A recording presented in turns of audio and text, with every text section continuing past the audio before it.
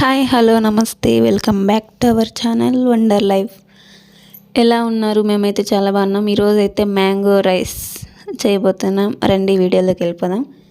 ముందుగా మ్యాంగోని ఇలా చిటికేయగానే ఇలా రాదు, తురుముకోవాలన్నమాట కష్టపడి. తర్వాత స్టవ్ పెట్టి స్టవ్ మీద కడాయి పెట్టి కడాయిలో ఆయిల్ వేసి తర్వాత పచ్చిమిరపకాయలు, ఉల్లిపాయలు బాగా సన్నగా తరుక్కొని వేసుకోవాలి. ఆవాలు ఉంటే వేసుకోవచ్చు, నేను వేసుకోవడం లేదు. ఉన్న దాంట్లో సర్దుకుపోవడం నాకు అలవాటు కాబట్టి ఆవాలు అయిపోయినాయని వేసుకోలేదు. ఇంకా వీడియో కోసమే అంగడికి పోయి ఆవాలు తీసుకొని వచ్చే అంత రేంజ్ కాదు మంది. మళ్ళీ కరివేపాకు పచ్చిగా ఉంటే ఇంకా బాగా స్మెల్ వస్తుంది. నా గొంతుకి ఏమో అయిపోయింది ఇంతలోనే. కొంచెం సరి చేసుకుందాం. మందేమి ఎంత రాగాలు తీసే గొంతేం కాదు కదా. కొంచెం వాడిన తర్వాత శనగగింజలు వేసుకోవాలి. వేరు శనగలు, శనగపప్పులు ఒక్కొక్క ప్లేస్లో ఒక్కొక్కలాగా అంటారు వీటిని కదా.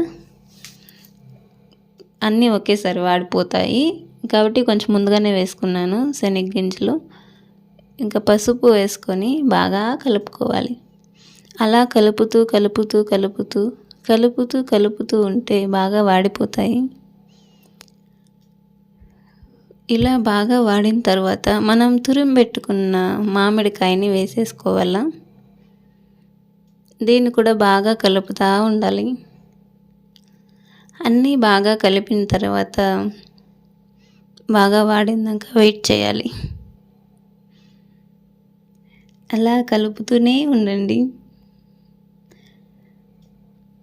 ఇప్పుడు మనం కొంచెం ఉప్పు వేసుకుందాం. ఉప్పు వేసుకున్న తర్వాత కూడా బాగా కలపండి.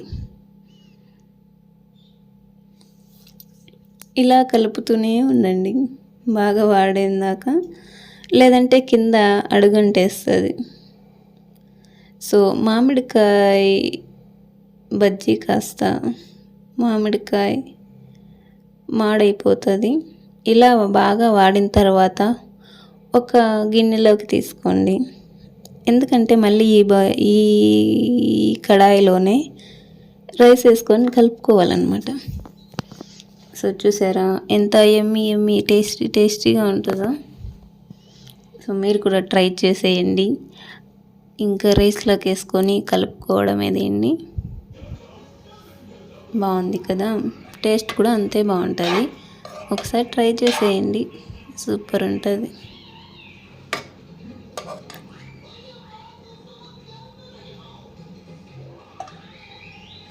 వీడియో నచ్చితే లైక్ చేయండి, కామెంట్ చేయండి, షేర్ చేయండి, సబ్స్క్రైబ్ చేయండి. ఉంటాను. Bye bye.